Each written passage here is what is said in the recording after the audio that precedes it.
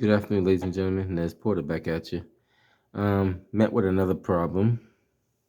Everybody always wants the quick fix. So here we have a outlet with um, two holes for like a single duplex receptacle.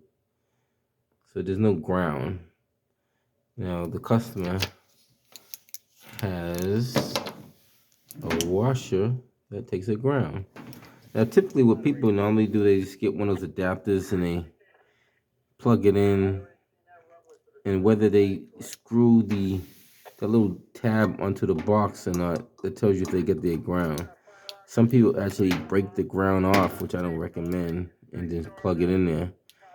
So in a situation like this, you should run a separate ground wire through the conduit, because that is conduit going all the way back to the box.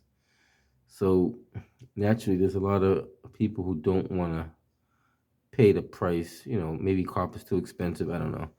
So they want to try to make this work without spending a lot of money. So we got, this is a 15 amp circuit. It's not a 20 amp. It's a 15 amp. This one here looks like it could be a 20 amp because it has a little slot on it. It's probably a 20 amp without a ground.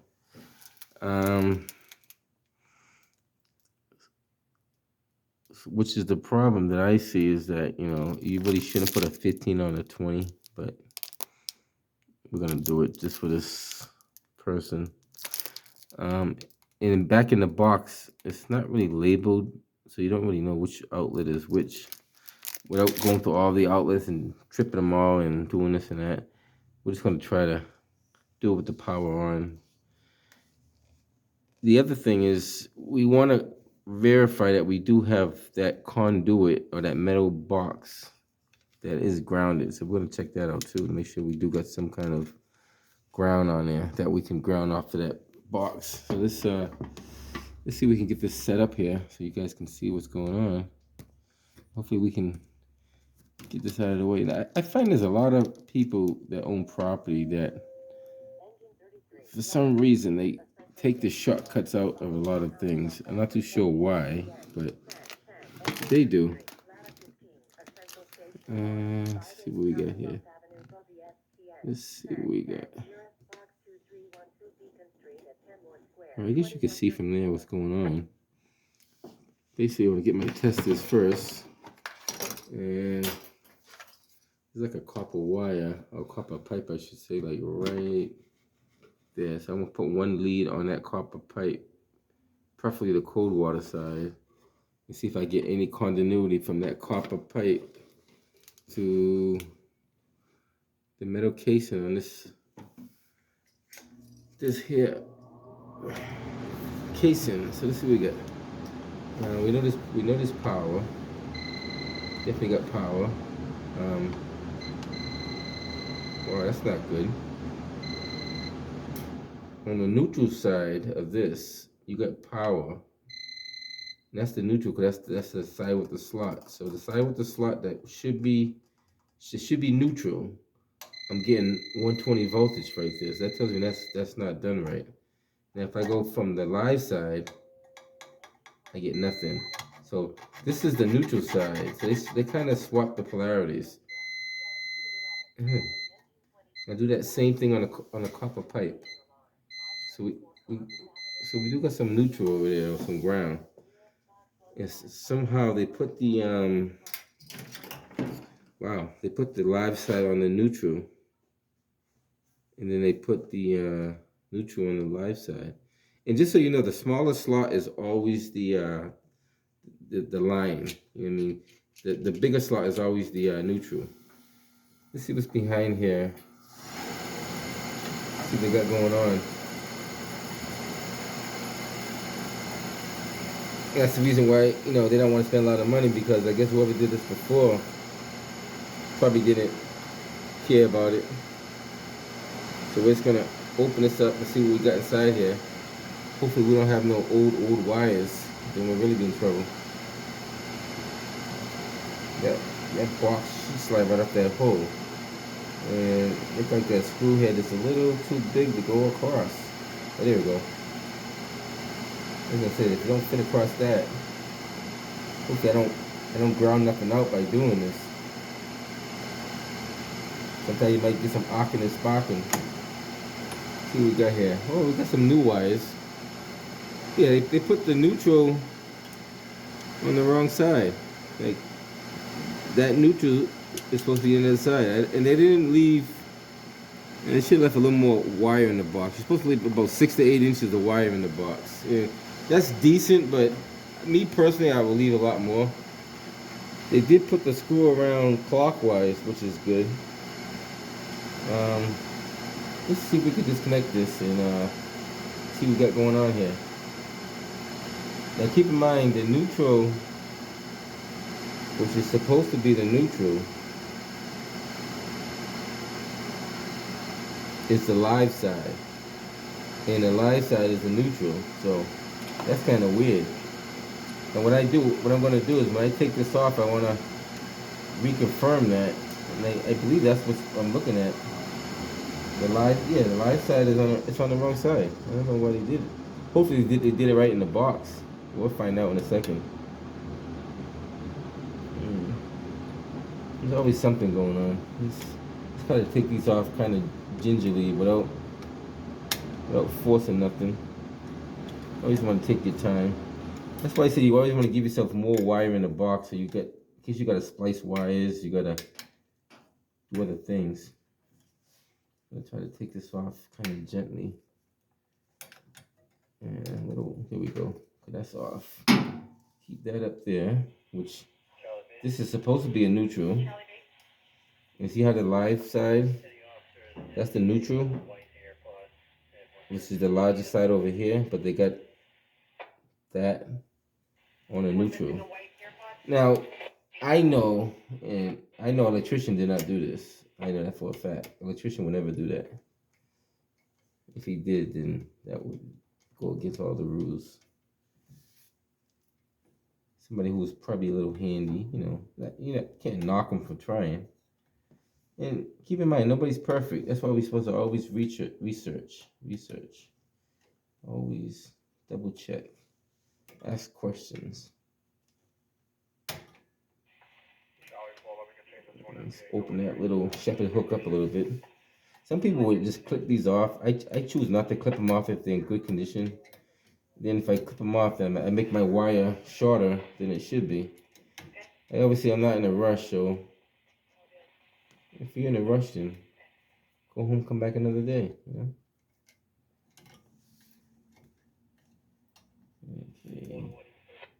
This looks like number 12 wire. The gauge wire is big enough for a 20 amp circuit, so that's okay.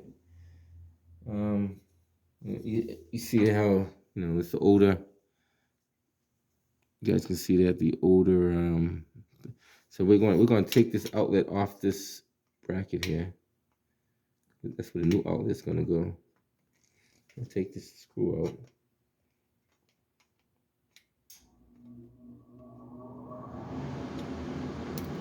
And I say, like, when you do this kind of work, you don't want to rush. I see guys trying to rush. They only make more room for mistakes when you're trying to rush. There's no reason that I can see that why you want to rush. Now, see, the same way this is done, I got to duplicate this. So these ears, I'm going to break these ears off in order to fit this. See those ears on the top? Those ears are going to get broken off. I'm gonna break off the top ears and the bottom ears. Take off the screws, because this application we're not using those. So take a little time. Take off the 2 screws. These are 632 screws. If you don't know, the size of these screws are 632s. Most electrical work you're gonna see either 832s or 632s. Some rare occasions you might see some 1032s, but 6 and 8 I see the most. And all you do is get a pair of either lineman pliers or a pair of channel locks and just gently swing that tab back and forward until it breaks off. Don't use a lot of force. Just bend it. Yeah, that's actually good enough. I could take the rest of it off. If it don't come off, don't worry about it. It's funny. Here we go. So that's the majority of it's off. That little there is not going to be too much of a difference because keep in mind this is part of the ground. If it touches the metal, that's still part of the ground. It's just the whole thing is it kind of obstructs the plate. You put this plate on. See how the ears are sticking up in the back? So that's going to be protruding off the top. I can get away with probably breaking off the 2 ears, but I still want to clear the box there. So I probably could just break off the 3 top ones and leave that little piece up there, and it would still work. You know what I mean? As long as it fits in the box, that's the most important thing. So what I'm talking about, I could break off these ears right here. I don't know if you guys can see that. These little ears right here. There's 3 of them.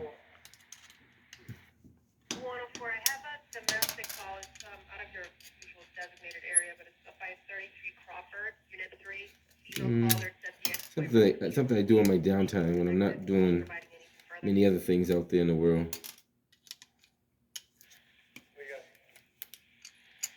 Now, see this? I could technically leave it like that, as long as it fits like that, and the box clears.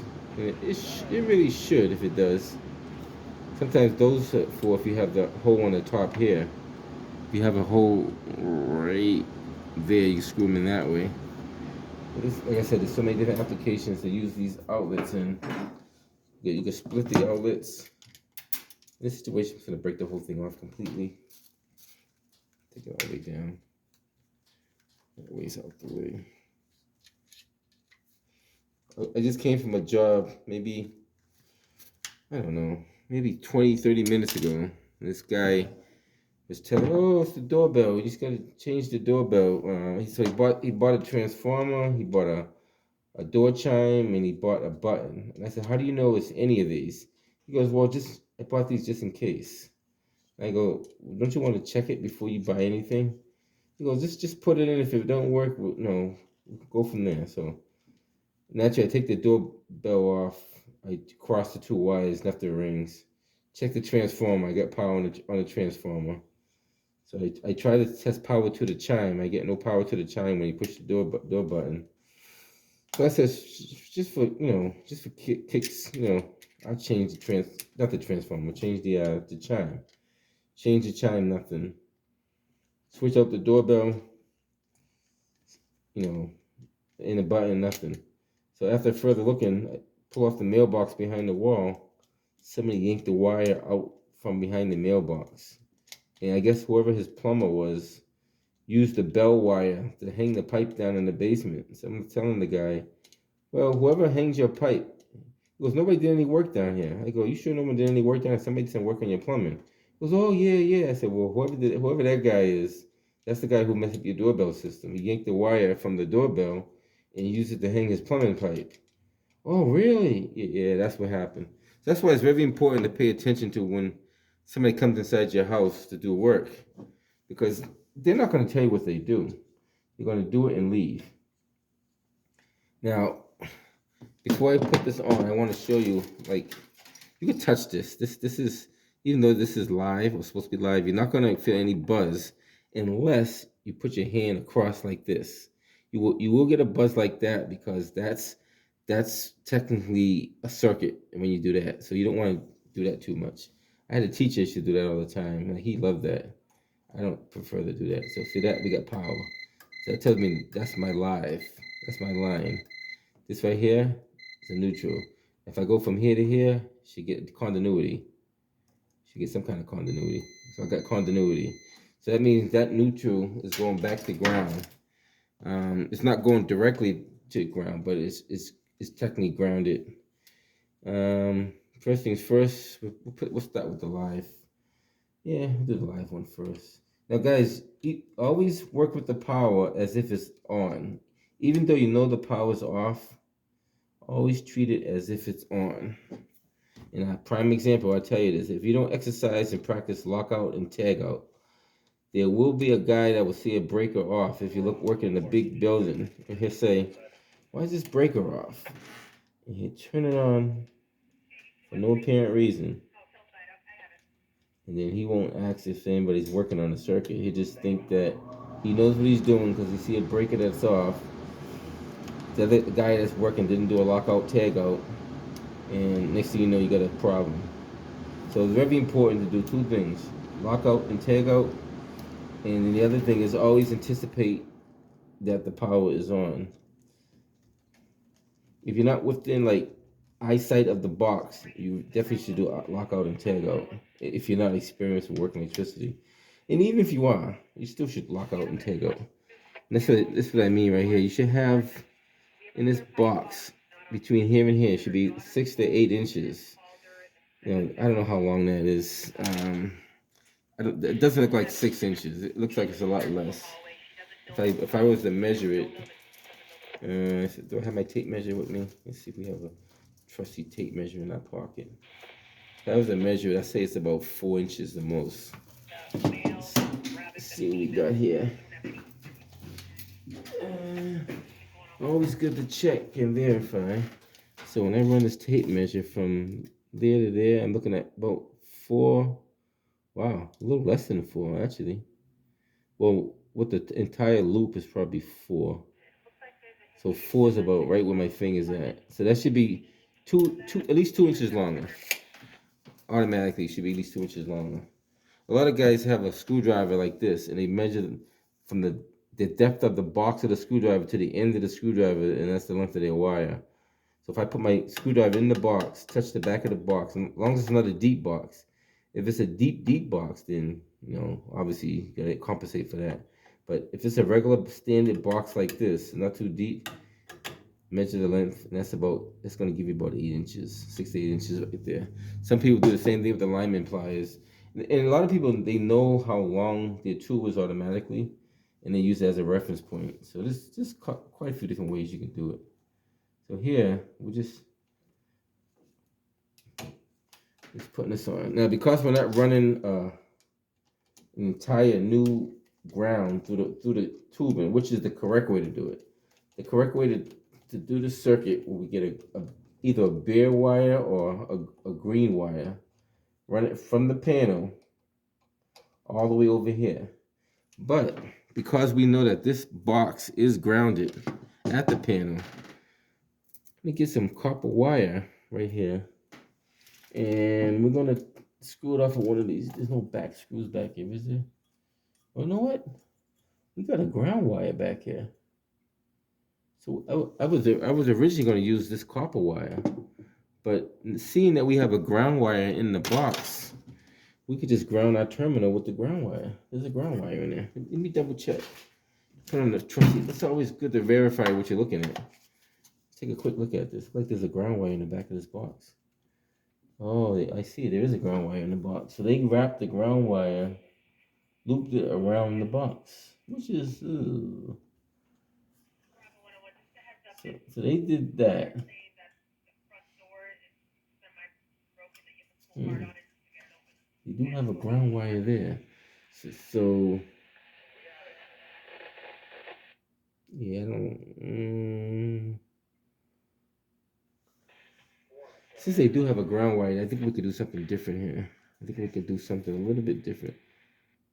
I think I could pull that. If I can get that, unravel this ground wire and get it to... Let's see how hard it is to get this out of here first. If it's too hard to unravel this, then we're not going to do it. But if I can get this pulled out and... Yeah, got it kind of... They kind of fed it through the back of the box and looped it around a few times.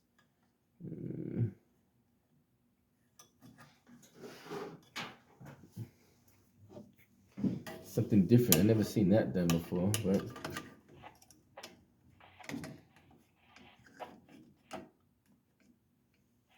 I'm assuming they did this before they put the box in. Then again, I could be wrong.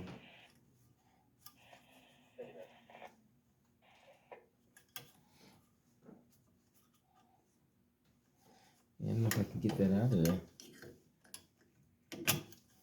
see how this comes out.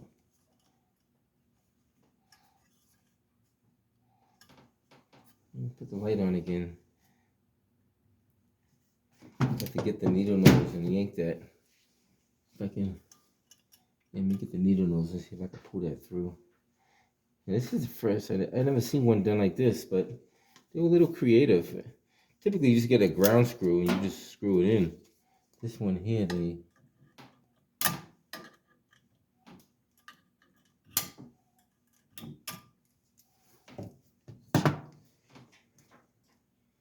I'm not too sure what they were thinking when they did it, but they had the concept right. They had the concept of grounding the box. And I guess that was their main concern, was grounding the box. So they looped it around and around and around. Get this and pull this out.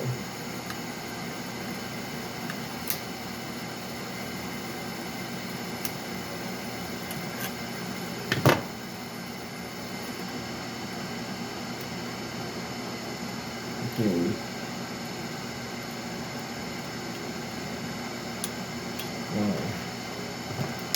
I guess I got it out.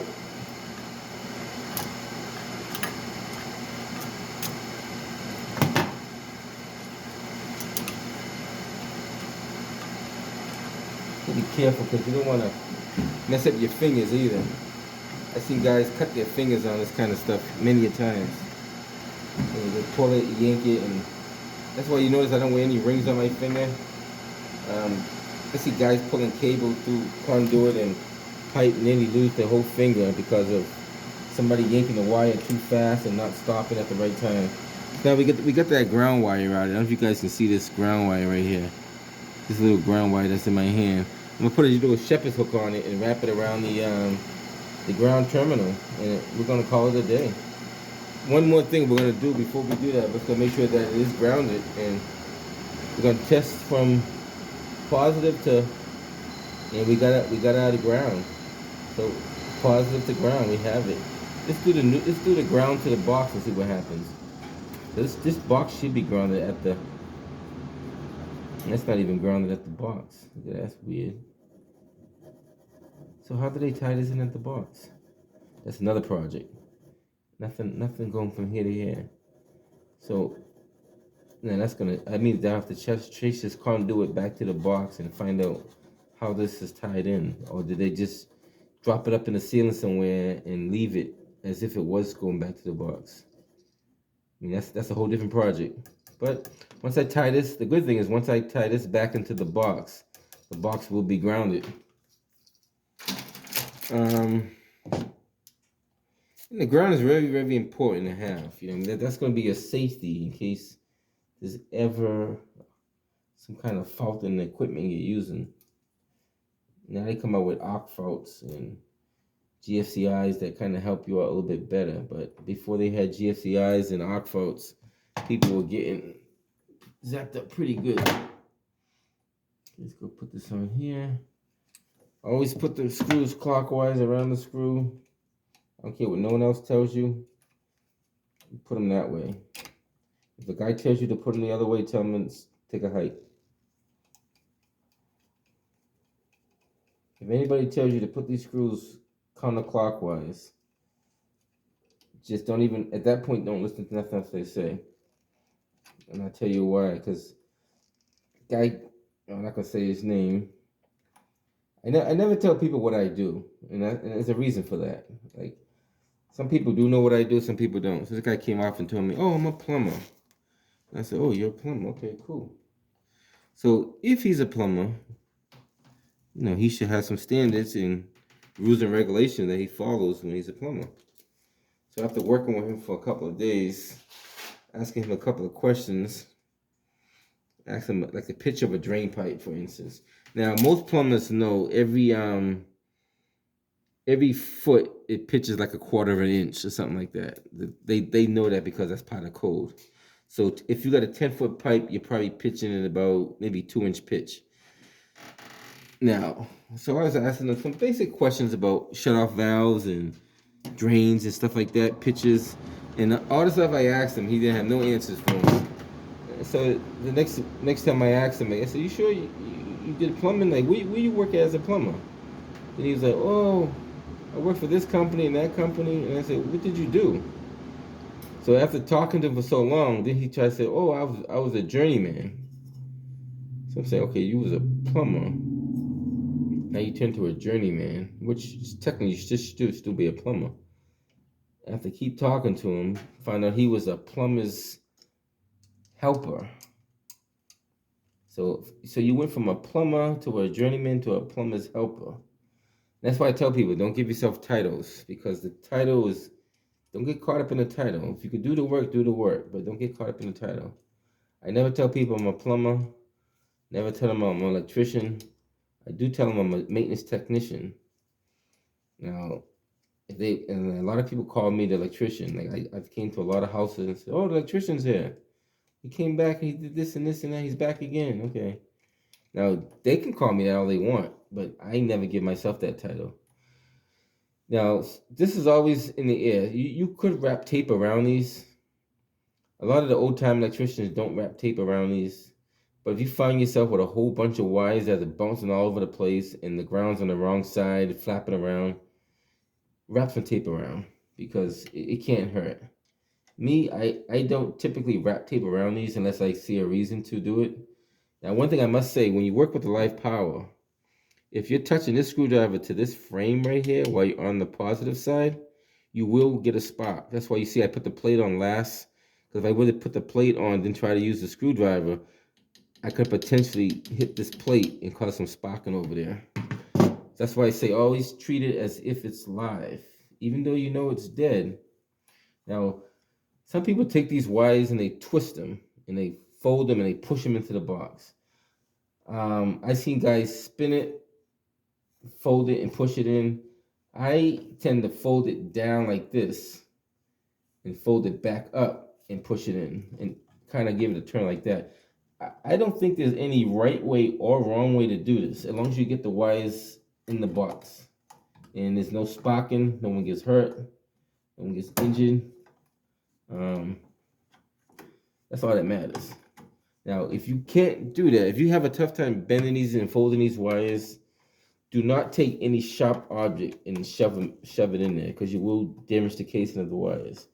Get like a back of a wooden hammer handle, maybe the end of a screwdriver, and gently push the wires in. Gently push them in like that. Do not use a sharp object and start pushing wires in. You will have problems. You will have more problems than you want to have. All right, so now we pretty much did it. I'm sorry I was long-winded. Typically, it don't take that long to do that, but we're not in a rush. I want to show you what I was doing and why I did it that way. If we didn't have that ground wire, I was prepared to cut a little jumper off and ground it. See, I got my jumper wire here. I was going to jump it over, but right now, it's there. I'm going to plug in the dryer. We know the polarities are right because I tested with my testers. I'm going to plug this in, make sure they got power on the on this. And the dryer is on, or not, I should say the washer is on. So that's it, guys. I did what I have to do. I took out the old, put in the new, and I don't know. I charge them. We see $50 for doing that. $50, yeah, it's not bad. I'm a nice guy. All right, guys, catch you in the next one.